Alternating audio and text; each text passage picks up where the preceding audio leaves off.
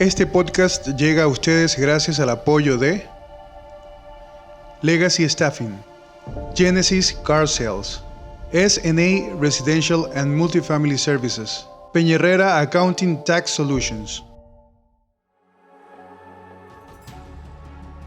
Si nadie se puso en tus zapatos, que no critiquen tus pasos. Es el caso de Jorge Medina. Quizás cuando sepas su historia, vas a ser empático con él y te darás cuenta que él también paga un precio. Dejar a su familia, salir exiliado, ser perseguido político, también le ocurrió, como me ocurrió a mí. Este es el caso de Jorge Medina.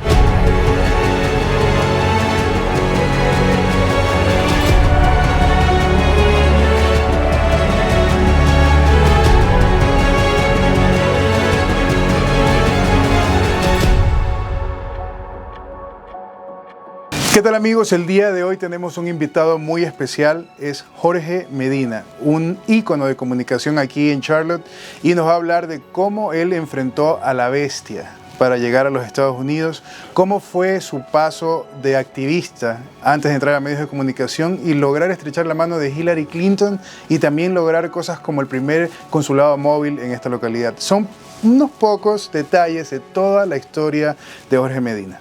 El día de hoy, insisto, es importante porque tenemos la oportunidad de conocer un poco más de su historia, un ícono de la comunicación aquí en Charlotte, North Carolina.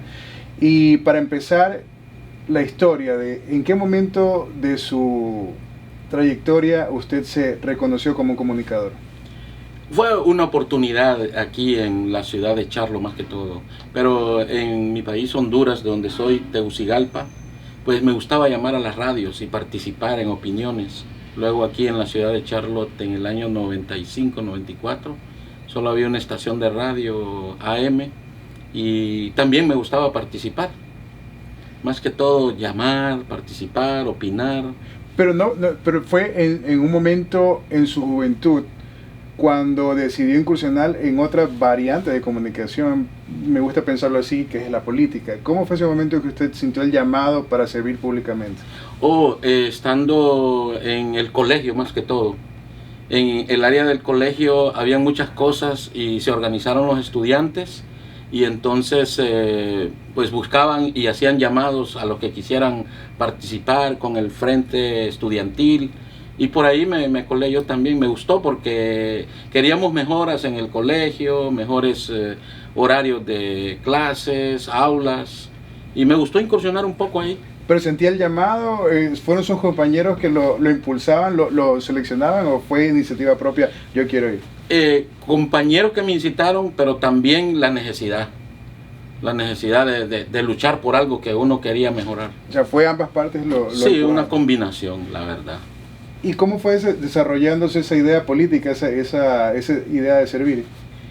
Lo que pasa es que estando nosotros en un país tan problemático económicamente, y en ese tiempo los gobiernos, la educación muy poco le dan allá oportunidad económica a la gente de que hay buenas aulas, pupitres.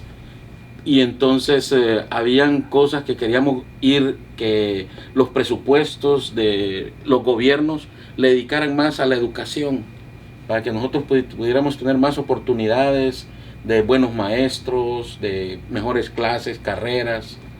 Esa fue una de las partes que queríamos mejorar allá.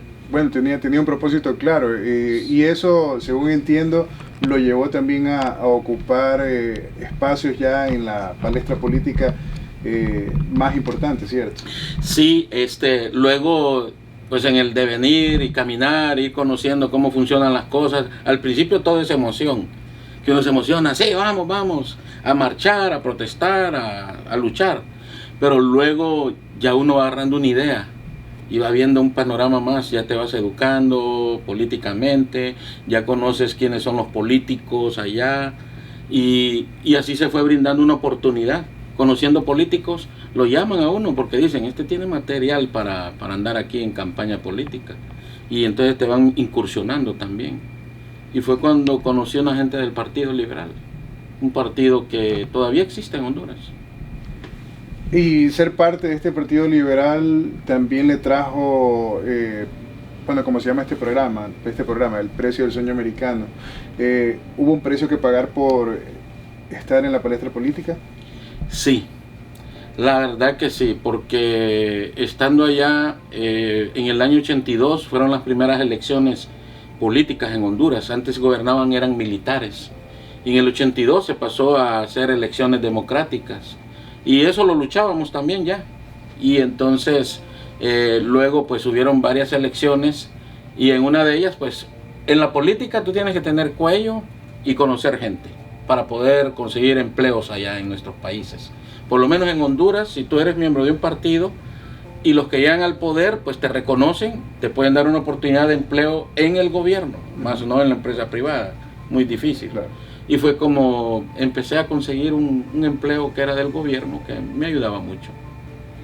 Y una vez establecido y consolidado como un actor, como un protagonista del servicio público en Honduras, ¿cómo es que inicia su camino a los Estados Unidos? Esa es buena pregunta.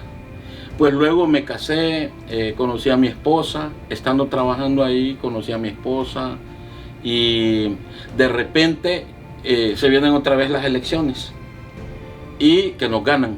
El partido opositor nos gana, el Partido Nacional en 1990. Y estando en una posición en el Ministerio de Hacienda y Crédito Público, se llama la Secretaría, pues ya sabíamos que todos los que olíamos a Colorado, como le llaman allá, o liberales, pues bye bye. Y nos iban a dar pues prestaciones y ahí empezó todo. Nos dijeron adiós en enero de 1991 y yo tenía un amigo aquí, un cuñado, que se había venido en el año 89 para Estados Unidos. Y él me dijo, oye, supe que ya no estás trabajando, que te dieron prestaciones, vente para Estados Unidos, ¿qué haces allá? Y estaba estudiando yo en la universidad, ya estaba sacando la carrera de economía. Me faltaba año y medio todavía. Pero al quedar sin empleo y con familia, ya tenía un niño que tenía 1 año, hijo, Caramba. ya se tornaba difícil, ¿no? Y más, pues a pesar de conocer gente allá, ya estaba gobernando otro partido y no conseguí fácilmente oportunidades de empleo buenas. ¿Usted recuerda ese momento exacto cuando dijo, me voy?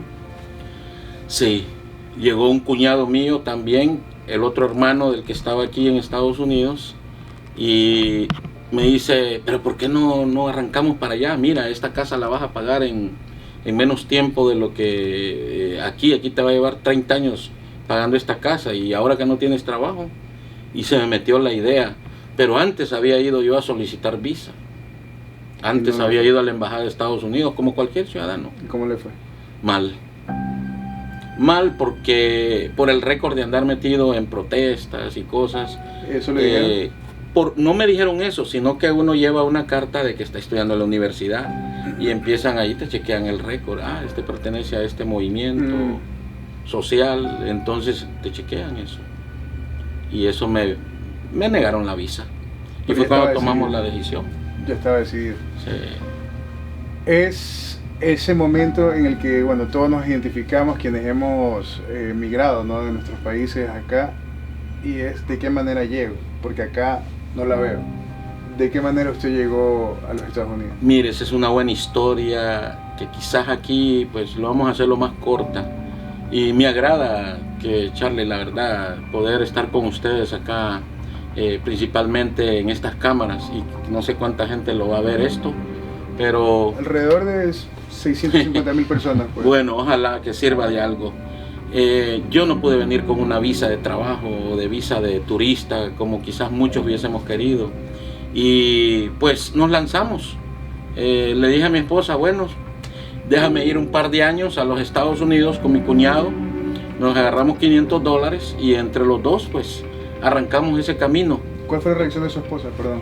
Ella estaba de acuerdo. ¿Apoyó? Porque ella, pues la idea de que yo regresaba 2 años. Todos venimos así. Pero también la necesidad. Yo no me vine porque quise, me vine por una gran necesidad. Y era de que tenía un hijo, una esposa, una vivienda que tratar de sacar adelante. Y eso me hizo emigrar realmente. Y empecé el camino. Empezamos llegando a Guatemala, donde todo el mundo llega, se pasa en... Allá les decimos nosotros unos neumáticos que te sirven para cruzar el río. Flotando. Flotadores. Y entonces nos pasaron a la frontera de México, Chiquimula, todas esas áreas. Y luego a caminar, y nos dice, unas personas dicen, aquí ustedes tienen que irse en tren. Quieren llegar rápido allá a la frontera, a Texas, váyanse en el tren. ¿Cuál tren? Tren carguero. ¿Y por dónde pasa? Ya nos indicaron. Y ahí empezamos a buscar ese tren, que ahora le llaman la Bestia, ¿no? Con mi cuñado empezamos a agarrar el tren desde la mera frontera de Guatemala, en México, hasta llegar a Matamoros. Fue una odisea que la verdad vimos mucha gente que trataba de agarrar ese tren.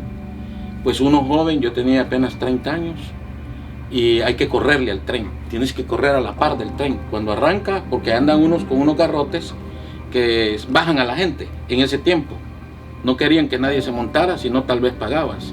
Entonces nosotros salíamos de la maleza a correr, a seguir el tren y agarrarse. Y eso tiene que haber mucha gente que tiene que haberse lesionado, caído, Sí. partido, demás. ¿Usted vio eso? Sí, hay un lugar que le dicen La Ventosa. La verdad que ahí siempre es un área donde se reúnen muchos inmigrantes en ese tiempo que venían a agarrar el tren. Lo encontraba en el monte, mucha gente. Y en lo que íbamos corriendo para agarrar el tren, algunos se subían, otros se cayó fulano, decías. Solo escuchabas tú que se cayó Pedro, pero como el tren va en camino, ¿qué haces? No puede hacer nada. Nada. Y entonces cuando llegábamos al lugar, nos bajábamos rápido y decían, no, que miran que se quedó fulano. Nosotros no conocíamos a la gente porque son tantos que venían ahí que... Y así también se bajaban a velocidad. No, sí. No, cuando va, el tren va frenando. Ay, Sí, va frenando y entonces tú tienes que... Sí. Es que te haces especialista, y el que no tiene buenos reflejos ahí puede quedar mutilado, como hemos visto en las historias aquí. Pero nosotros a puro tren nos tardamos 25 días para llegar a la frontera de Matamoros, el río Bravo que le llaman, con mi cuñado. Ahí en el camino encuentras muchas cosas, gente que te sale a querer robar, gente que, bueno, ahí no hayas agua, te tenés que bañar en los ríos. Y una de las cosas es que en este tiempo, digamos, caliente, tú tienes que ir a tomar agua donde están las vacas. ¿Hubo algún momento en esa transición, en ese camino, que usted dijo, no, ya? Llegaron momentos que me entraba una decepción, de decir, pero si allá tenía para quedarme, tenía mi casita, frijoles, comida, etcétera, ¿qué ando haciendo aquí? Me daban ganas de tirar la toalla, la verdad, de verme sufriendo ahí, durmiendo en el monte. Así, ustedes no sé si entienden la palabra monte. Sí, sí. En la maleza, pues en la grama. Hierba. Allá, pues, uno dice hierba, bonito, pero allá es horrible. Eso que pica, lastima también. Sí. Fuerte Sí. saber que la historia de esa transición y que mucha gente se identifica, pero sin embargo, llegó. ¿Cómo fue ese momento? Mira, entrar ahí en la frontera, ya te queda el río. Hemos visto miles de imágenes de la gente en el río Bravo. Uh-huh. Está el puente a un lado, en Matamoros está un puente donde la gente, tú miras cruzar la gente y uno sueña como quisiera yo pasar como esa gente que va con sus documentos, pero es muy difícil eso, ¿no? Entonces hay que lanzarse al río, tienes que quitar la ropa y lanzarse al río y nadar. Llega un momento que te tape el agua, si no sabes nadar te puede llevar, sí, pasa hasta 2 metros. Muy alta el agua, 2, 3 metros quizás, llega un momento, y hay mucha corriente. ¿Y veía la gente al frente que se lo llevaba? Sí, había gente que tratábamos, se buscan horarios como de madrugada o de noche. María Baja. Sí, y nosotros lo hicimos en la madrugada, tipo 6 de la mañana, a cruzar y luego a correr.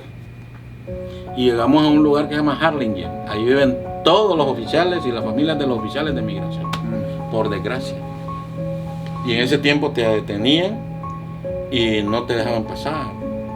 Tenías que tener una buena, digamos, historia.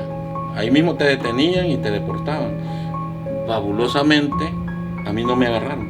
A mi cuñado sí lo detuvieron. Nos dividimos y corrimos, y a mí no me detuvieron. Y caminé, y cuando acordé fui a dar a San Antonio, a Raite, en la calle. Yo ni sabía dónde andaba. Solo, y ahí quedé solo ya. Fui a dar a San Antonio, Texas. Y pidiendo... A vivir en un shelter. ¿Y cómo llegó ese shelter?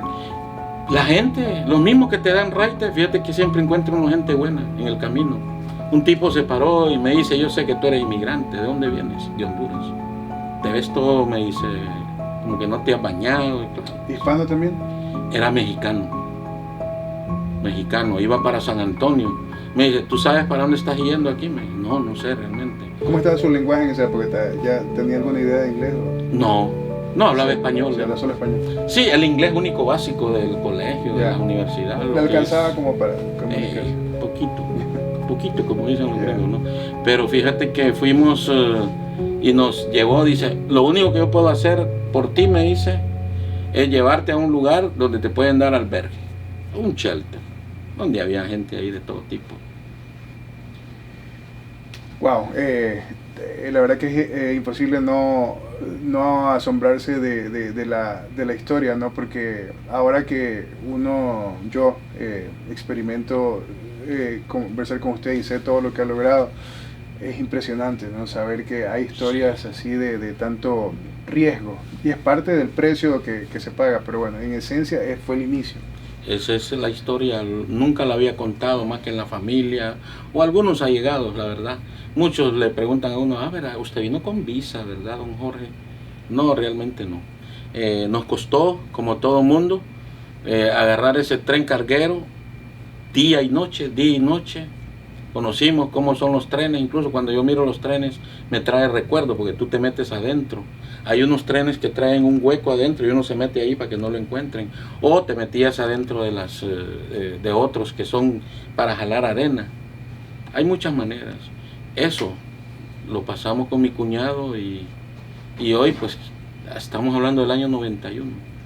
Cuando lo conversa con su cuñado, ¿cuál es la reacción? ¿O es algún tema que ustedes no hablan mucho? Sí lo hablamos y recordamos algunos pasajes. Recuerdo que unos tipos nos siguieron con unos machetes, porque creían que éramos ladrones, que nos íbamos a meter andábamos buscando agua. ¿En qué parte? Esa fue ahí cerca de Tamaulipas. Ok. Sí, ahí es peligroso, siempre ha sido peligroso.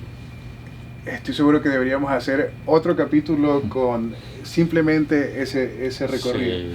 Más tenemos que continuar con la historia, y sin duda que el siguiente paso es cómo empezó el proceso aquí en Estados Unidos, porque luego el shelter, ¿qué pasó?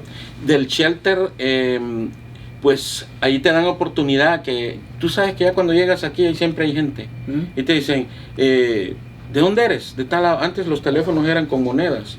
Le digo, fíjate que yo necesito llamar a Honduras, a mi familia, y decirles que estoy aquí. Está bien, ok, te vamos a ayudar a conseguir un teléfono, llamar, etcétera. Y llamé a mi esposa y le digo, dame el número de tu hermano aquí en North Carolina, para llamarlo, tratar de ubicarme con él, que ya estoy aquí. Y por medio de él, de Oscar, pues me comuniqué con él y me dijo, ¿dónde estás? Estoy en San Antonio. No te agarró migración, porque a Julio lo agarró. Me dice, ya me llamaron que está detenido. No, yo no, le digo. Pues entonces mira, te voy a dar para que te vengas en la Greenhouse. Yo ni sabía que era Greenhouse. Un bus. Los autobuses, claro. Pero le digo, pero me van a agarrar, ¿cómo me voy a ir? Tú tranquilo, consigue a alguien ahí para ver cómo te mando el dinero, me dice. Me mandó $100, me acuerdo, para poder venir a Houston, de San Antonio a Houston, y de Houston aquí a la ciudad de Charlotte. Entonces directamente Jorge llega a Charlotte, North Carolina, desde Texas. San Antonio. Perdón, San Antonio. Y sí. Ahí arranca una nueva época, entonces, ya estando acá con como digamos, apadrinado inicialmente por su cuñado. Sí, claro. Y entonces, ¿cuál es entonces el primer labor que desarrolla Jorge Medina? Fíjate que, bueno, era descansar. No traía zapatos, la ropa pues que traía eran blue jeans, como les dijimos nosotros, unas camisitas así, y hambre, agotado. Descansé como 3 días y me dice mi cuñado, mira. ¿Andaba con equipaje? No, Nada, aquí tienes que andar, sí, no se puede. Okay. Pues entonces notaban que andabas de viaje. Okay. Es que cambió todo la migración, la verdad, la manera de llegar acá. No veníamos ni con nada. Tienes que venir ahí lavando la ropa en calzoncillos y lavando ahí lo que puedas. Entonces descansé como 3-4 días. Y ya me dijo mi cuñado, ya te tengo un trabajo. Por cierto, aquí cerca es. ¿Y de qué le digo? Lavaplatos. Lavaplatos. Dios mío, ¿y qué es eso? Mi primer trabajo fue de lavaplatos. Aquí en el Hotel Embassy Suite. Ahí había un restaurante y dentro del restaurante pues necesitaban una persona a trabajar. Ahí llegué. Bueno, y es un inicio, ¿no? de bastante común haciendo ese tipo de labor en restaurantes o en hoteles y bueno, muchos nos identificamos también. Sí. Pero adelantemos un poco la historia porque seguramente, salvo que haya una experiencia laboral después del tema de su primer trabajo como lavaplatos que sea importante mencionar o que causó un aprendizaje importante para el actual Jorge Medina. Yo sé que todo aporta, pero de repente... Sí, fíjate que cuando llegué aquí a lavaplatos, la primera impresión, el primer día me estaba nervioso y estaba con unos afroestadounidenses trabajando. Trabajan muy poco, la verdad que sí. No es igual, uno viene con deseos de trabajar, pero da como nostalgia verte ahí lavando platos. Me entró una nostalgia de saber de dónde vengo y dónde estaba a ese cambio. Servidor público, activista político, exacto, persona reconocida. Sí, y venir a lavar platos, estaba chocando y me dice mi esposa en una llamadita que hicimos, porque antes tenías que meter monedas y llamar. ¿Y de qué estás trabajando allá? Esto y esto. Y los amigos míos me decían, de lavaplatos te vas a ir a Estados Unidos. Y eso me chocaba, ¿no? Me chocaba. Muy fuerte. ¿Por qué? Porque va contra los deseos de uno. Pero al mismo tiempo, cuando recibí el primer pago, me gustó. La primera semana trabajé, de ahí la otra, la quincena, y me pagaron. Y dije yo, wow, qué bueno. Me pagaban $10 la hora. Bueno, es la recompensa, ¿no? El sí, trabajo fuerte. Y ese primer dinerito, no sé, pero lo sentí como que me cayó, pero muy bien. Y me gustó. Y dije yo, bueno, empecé a ver cosas. Me impresionó mucho, digamos, la gente que trabajaba ahí. Por ejemplo, una mesera que trabajaban allí, mujeres guapas, bonitas, barriendo, trapeando. Y entonces eso me daba como ánimo. Digo, pues si esta gente... muy bien parecida y de buen aspecto, barren, trapean y están de meseros. Hombre, y yo porque de Dick Watcher decía yo, me voy a como a sentir que estoy haciendo algo que es degradable. Y me dio ánimo. Cuando miraba salir esa gente en los carros, ¿no? Chic, chic. Y yo, wow. Me impresionó eso. O sea, ¿dónde dices tú en un país una mesera va a salir afuera y va a encender su carro? Carro moderno. Exacto. Cada minuto que avanza en esta entrevista me emociona saber esa historia porque no solamente por lo que usted me cuenta, sino porque lo que yo entiendo que se está logrando en las personas que nos están viendo ahora también. Sí. Y es una historia que tiene un final feliz. Es un spoiler, un adelanto que van a saber por qué. Y ahora es importante para nosotros conocer ¿cuál fue el camino a su trabajo como comunicadora aquí en Estados Unidos? Bueno, lo que sucede es que trabajando allí en ese restaurante, el Embassy Suite, era un restaurante adentro, uno conoce gente. Empecé a trabajar al lado del chef, me vieron no faltaba el trabajo cumplido. Ajá. Si me decían, quédate 3 horas más, ayúdame, me quedaba. La gran necesidad, empecé a sentirle sabor al trabajo ahí. Entonces empecé a trabajar y me dijeron, ok, ya te vamos a pasar en la cocina. Afuera, en el restaurante adentro, hay un sala bar y vamos a poner ahora un pasta bar y quiero que tú lo manejes. Ay, Dios mío, dije. Era un chef que era de origen israelí, hablaba un poquito de español. Yo te voy a poner ahí, me dijo, porque tú eres bien cumplido, etcétera. Y conocí gente ahí que llegaba a comer y me decían, hey, uno que otro hispano. Ahí conocí a la señora Aura María Gavilán Pose y a don Julián Pose, por ahí. Y ellos me dijeron que tenían una radio hispana aquí en español. Y entonces dije, oh, ok, ¿a qué hora sale el programa? Bueno, ahorita solo salimos en las mañanas, me dice. Pues no se transmitía todo el día. Y yo la sintonizaba para escuchar, para ver noticias y cosas, a ver qué pasaba en la comunidad. Y así fue como fui conociendo esa radio. Y algo otra gente, de ahí escuchaba yo que la Coalición Latinoamericana, de las primeras organizaciones aquí en Charlotte y en North Carolina. Muy importante, sí. Sí. Y entonces, pues ya me estaba como sintiendo que estaba conociendo otras cosas. Y llegó un momento, ahí por el año 95, 96, que me dice la señora Aura, yo llamaba en sus programas y, aló, habla Jorge Medina, sí. Hola, ¿cómo está? No, pues aquí, mire, ¿de qué trabajas tú? Esto y esto, contando historias así, como inmigrante. Y ella tenía programas de debate así, de lo que pasaba en la comunidad. Y entonces ahí me fui incursionando y un día me dijo, ¿y por qué no vienes en las mañanas aquí a ayudarme?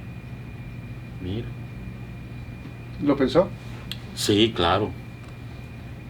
Porque no era mi fuerte. No se veía proyectado. Okay. No, yo nunca me imaginé que podía estar en los micrófonos o en las comunicaciones. No era para mí era el liderazgo. Pero antes de eso, bueno, estando unos días ahí, también pasó una situación en Honduras que fue el huracán Mitch. ¿Entiendes? Ese huracán destruyó un poco Honduras y nos unimos aquí. Empecé a ver quiénes eran de la comunidad hondureña, conocí varios amigos y organizamos un grupo de hondureños para ayudar al Mitch, junto con otras personalidades de aquí de la comunidad, doña Mauria Meléndez, Aura María, su hermano, otra gente alrededor aquí también de la coalición. Y pues hicimos actividades para mandar ayuda a Honduras. Y luego me llamaban de otros lugares porque se dieron cuenta que estábamos tratando de hacer algo aquí en Charlotte, de Miami, de otras ciudades. Y me dijeron, oye, ¿tú sabes que podemos conseguir un TPS para los hondureños? Yo ni sabía qué era eso. Pero por medio de ellos, tipos que ya tenían muchos años de vivir acá y conocían mejor los temas, pues me fueron educando de qué se trataba eso. Y es el permiso de trabajo que otorga el gobierno de Estados Unidos cuando hay desastres en algunos países. Y afortunadamente había la oportunidad de tener esos TPS y nosotros fuimos los primeros aquí organizados para ir al Congreso de los Estados Unidos a hablar con congresistas de aquí de este estado, la comunidad hondureña, en el año 98, 99. Primer comité que se fue en español, ayudado también por otra gente de aquí, colombianos, iba una gente ecuatorianas también, por cierto, mexicanos, de varias áreas. Y fuimos a visitarlos para abogar por el TPS de Honduras, ahí iban los nicaragüenses y otra gente más. Y ahí va la historia. Claro, se logró, pero no porque nosotros pusimos un granito de arena. Porque el gobierno también, en ese tiempo era el presidente Clinton, y él ayudó un poco a paliar la situación porque fue un desastre que pasó por México, Nicaragua, El Salvador, Guatemala y Honduras. Y entonces ahí empiezo a incursionar más todavía en la radio para tratar de motivar a la gente.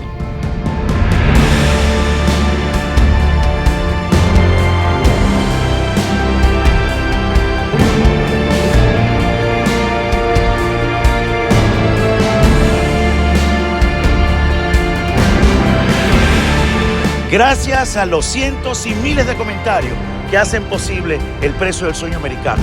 Esta es la historia que viste de Jorge Medina, pero la que viene a continuación también es una historia que te hará enfrentarte a ti mismo. Muchas gracias.